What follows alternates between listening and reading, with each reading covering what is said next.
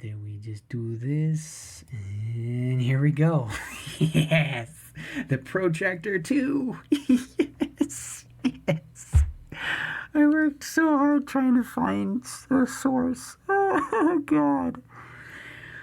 Oh, my God, this is a legend. Yes, yes. Okay, calm down. Calm down. Okay, all right. So, if I remember correctly, we gotta load the samples, and the load the samples is over here. All right, and then I gotta find my samples, which is right here, and then jungle music and drums. Now I'm gonna be using the almond break because, well, why not? Because the almond break was used in all of jungle music. I'll put it down in the description down below to explain where, what song it came from, what the sample came from. But it's called the almond break. Very famous for a lot of jungle music. And then if I remember correctly, let's see, sample. There you go. It's called sampler. So this is where you start sampling. Okay. So, if I remember correctly, QWERTYUIOP and all the way down is what you can play. And if I remember correctly, you're not supposed to play B3, which is the note B minus 3. Do not play B minus 3 because it's really super fast, distorted, and there's some technical reasons. And I was reading about the documents of why you're not supposed to play in B negative 3 because it's not good at all. It's terrible. It's crappy. But there's some, I don't want to explain too much. Then if I remember correctly, you can also press Z, X, C, V, B, N, N, M, and then all the way down to all the way to the question mark. Like, you can literally play all 2 of the keys from top to bottom. You can do middle because this is an emulator version of the original Protractor, and this is just a clone. It's a clone. It's an emulator basically. It's not the original, but it is the original Protractor. But it's an emulated version of the original Amiga. So, anyways, enough with nerding and explaining shit. Let's start figuring this out. Let's play this. Yes.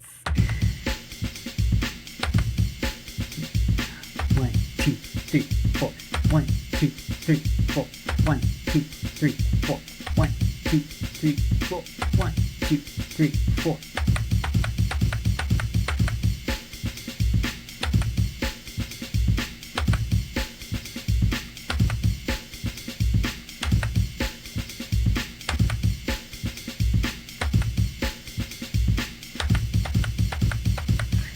Oh my gosh.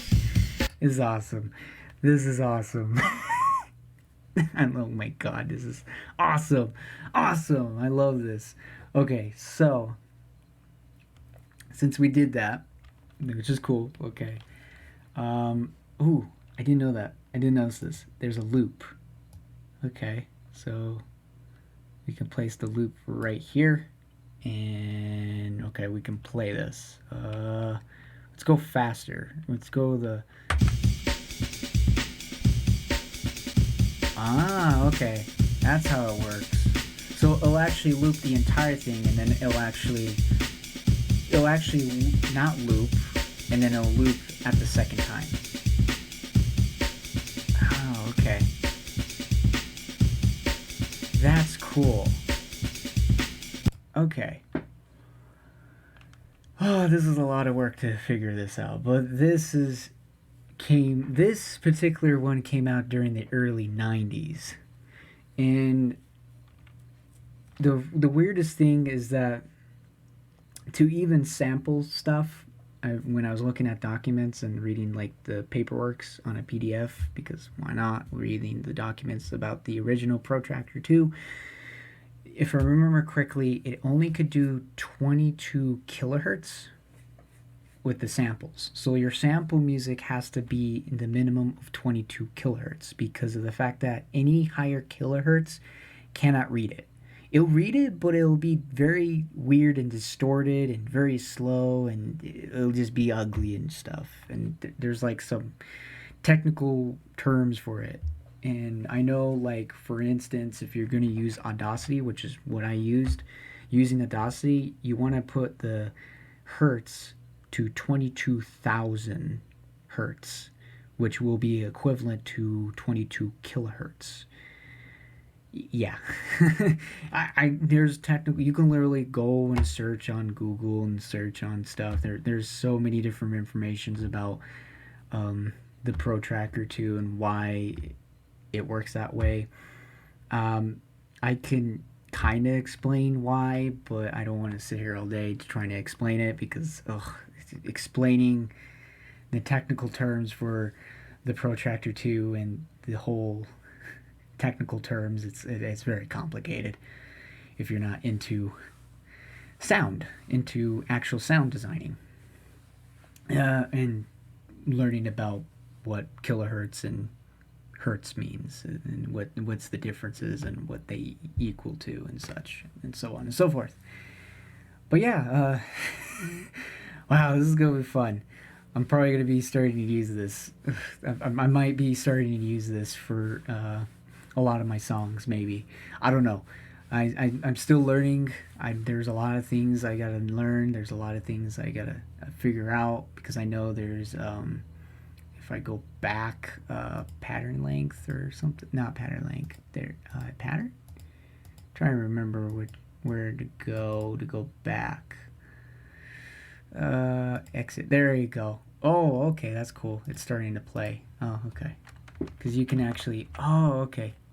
Anyways, yeah, I'm gonna probably start learning how to use this and start reading the manual. But yeah, no, this is literally the Protractor 2. And I hope you guys enjoy this video. I know this is just a little something that I don't always do all the time. I usually do like gaming, or usually do just music videos, or just not music videos, sorry, just music from the synthesize, using a synthesize and stuff like that. But yeah, this is awesome. And this is really good for a 90s, early 90s freaking like 90s music DAW, if you want to say. Even though this is not a DAW, it's a tracker. It's a little different from a DAW. But this is really useful. A lot of actual music in general back in the day during the 90s, especially for jungle music, for rave music, they used the Amiga Protracker 2. A lot of famous guys use the Amiga Protractor 2. And how they usually do it is they literally have this protractor and then they have a secondary. They make two protractors. They have two protractors and they're playing at the same time. And they combine it all together into one and mix it all together in one to make the music, which is really interesting how they do it. But anyways, and this is the video. Have a good day, have a good night, good morning, whatever time it is, and I hope to get to see you guys in the next episode or so.